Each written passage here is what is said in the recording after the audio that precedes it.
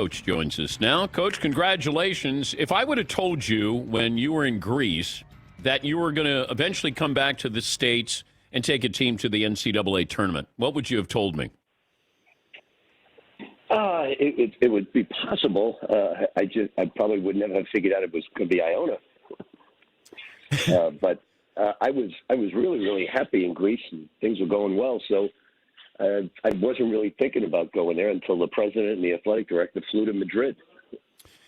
How do you explain what has happened, let's say, in the last 3 years? If somebody didn't know, just the Cliff Notes version, how would you explain your life in the last 3 years of what has happened and where, how you got to where you are today? Well, there's so many great things that happen in a span of 40 years of coaching, but it is a roller coaster, and my roller coaster went extremely high. It would be like the cyclone at the old Coney Island, and it's extremely high, and then it got extremely low. But I think if you pick yourself up and not that I didn't do that, but for about a year and a half, I was extremely bitter at certain people, and now I'm not bitter at anyone. So you move on, you pick yourself up, and you try to make something special where you're at. How do you get rid of the bitterness? I get rid of it by stop pointing fingers, stop blaming people that weren't Louisville people on the board of trustees. I was blaming disloyal assistants. How could they ever do such a thing? And then in the end, I just took responsibility by looking in the mirror. I said, hey, you hired those people. It's your fault. And then the bitterness toward the other people, and said I finally came to the conclusion and said, if this happened and I was on the board of trustees, I'd fire myself as well.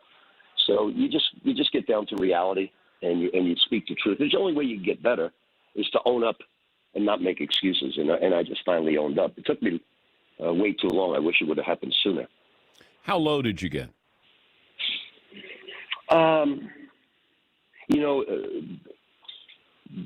I had an awesome job for 17 years, and we had it rolling. 3 Final Fours, a championship.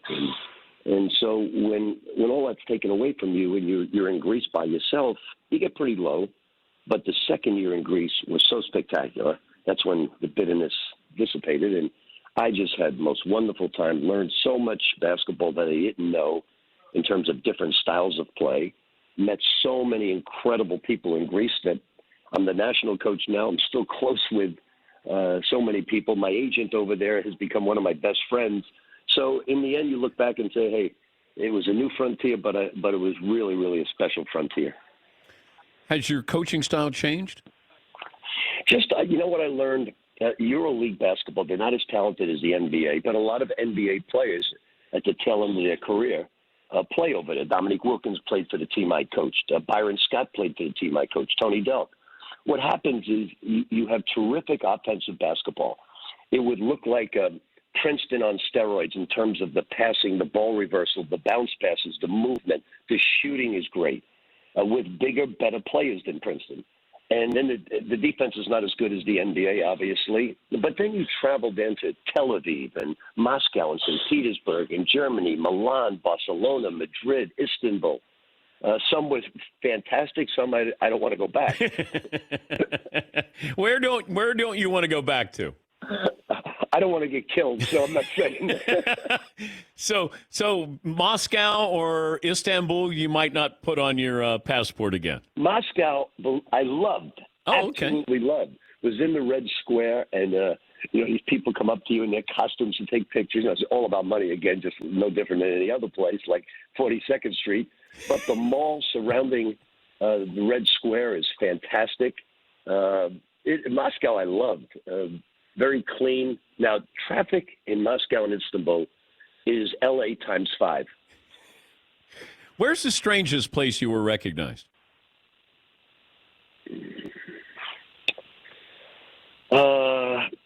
Probably Moscow. Because basketball's not that big there. It's hockey and soccer. And the guy, the staff was having a beer at this place, and a guy came up to me and said, I see you all the time. You're an actor. And I said, well, some people believe that. And I said, no, I'm not an actor. I said, I'm a basketball coach. He said, that's where it is. Wow. Wow, that's good. We're talking to Rick Pitino, the Iona head coach, as Iona won the MAC championship. And they got number 2 Alabama coming up Saturday at 4 Eastern. What are the analytics on three-pointers now, since you sort of ushered in this era, when you were at Providence? But where are we now, do you think? I think Alabama is probably epitomizes where it has arrived, because they totally 40% of their shots are threes, then another 40% are at the rim, 18% they get fouled, and 2% is mid-range. They absolutely want to cut out the mid-range shot completely from their repertoire. So that's where it has arrived for Alabama. But what people don't recognize, what makes them so great, is they're also top 3 defensive team in the nation, adjusted defense. So they play fast, but they play awesome defense with great length. Now, if it was just a three-point shot or just getting to the rim with no mid-range game, they wouldn't be quite as good. But they were awesome. And in '87, when we started shooting more threes than everybody, I told my guys that, well, if you make so many 10 threes a game and you give up 9, it's not a weapon. So I said, we've got to make 7, 8 threes a game, but we've got to keep our opposition to 2 or 3 for it to really get the fruits of your labor. And then what Loyola Marymount did with Paul Westhead, was he taking what you started and then just kind of, Well, Paul also beat everybody down the floor and got a lot of layups, no question about it. Paul was a great offensive mind. The only difference is Loyola didn't play great defense. They were decent, but they didn't play great defense. Okay. And what makes not only Alabama play great defense, but they have great length, great athletes. They rotate terrific. So they're a legitimate team to win it all, and there's about 8 or 9 of them out there. None, I think, the likes of Gonzaga, but there's about 8 or 9 of them. The protocols that you had to deal with, that's something new for everybody, but how wild was it when you're not quite sure if you're going to play a game or have a practice or how many players you're going to have? Well, we probably were paused more than anybody in college basketball. We missed 55 days of practice, paused 4 different times. I didn't know, Dan, if we were going to play in our conference tournament, because we swept Monmouth in 2 high-scoring games, and Isaiah Ross, our best player, had 31 points. That night he went on the computer to check out his Thursday test, and he had COVID. He played with COVID. Oh, man. He was asymptomatic. The whole team went back into pause. We came out, and 5 days later we had to play a game. And our AD and I said, is there any way you could get them ready in 5 days? I said, I'll try, but it's going to be difficult. And we went in double sessions. We went an hour and 20 minutes in the morning, an hour and 20 at night. And why only an hour 20? Because if you go any longer, you're going to pull a groin, pull a hamstring. So we got into it. We're still not 100% in shape, but we're getting there. Another couple of weeks, and I think we'll be there. I know that you're on record as saying you're going to retire at Iona, right? Yep, 100%. If Indiana called, would you listen to Indiana? I've had a few calls from people about, and I'm not saying Indiana, about other situations, and I told them, look, I'm honored, I'm complimented, but you see, Dan, when the president and the athletic director flew over to Iona, I tried to, because he was the president of Transylvania, a small school right next to the University of Kentucky.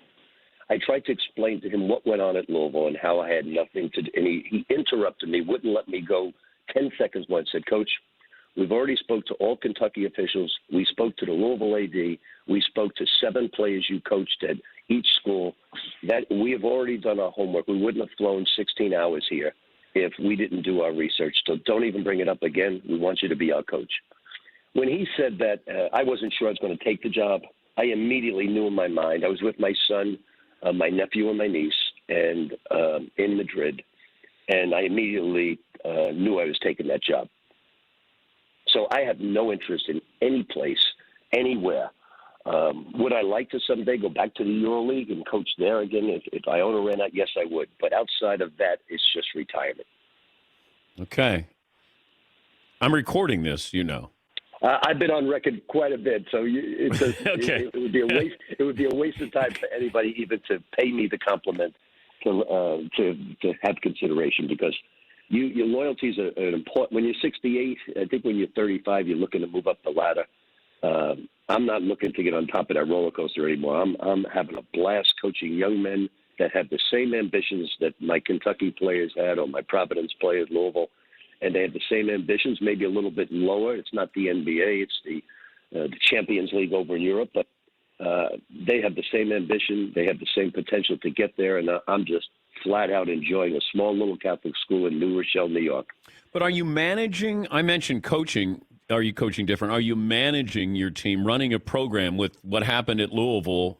Do you look at the program differently, more hands-on with things? Yeah.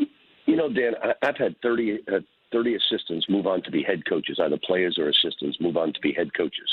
Some of them the big names in basketball. Some of them, Tubby Smith won a national championship. Billy Donovan's with the Bulls, and Jim O'Brien went to the Celtics, the Pacers, and the Sixers. So Frank Vogel was my student manager at Kentucky. I've had so many wonderful people that have gone on to great prosperity and success. Then I made a couple of hires that things were done behind my back. I trusted people, but I don't want to get paranoid with my staff right now. And like one NCAA guy said, "Did you look at his computer?" I said, "Well, first of all, sir, that's a felony. And second of all, no, I did not." And so I don't want to get paranoid and do that. But I'm certainly on top of every little thing, regardless whether it's Iona or Kentucky. You have to be that way today. I think you should bring back the white suit. Definitely. In New Rochelle, there's a lot of people walking downtown with white suits on, except they're probably in a different profession than coaching basketball. Yeah, but you could be in the medical field. Maybe Arthur Avenue and some of the gangsters. Do you still have that white suit? I do. I wear it at Prime 112 in Miami. Yeah, you could fit in there.